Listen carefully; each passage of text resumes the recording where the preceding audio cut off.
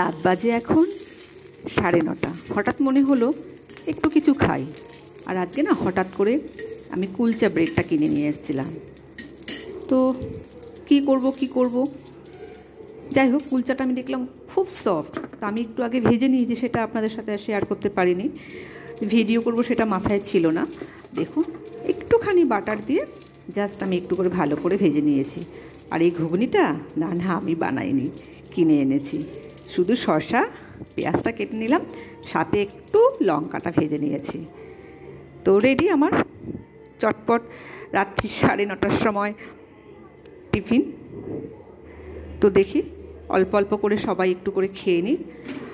তো দেখি খেয়ে আজকে কুলচাটা কেমন হয়েছে খেতে।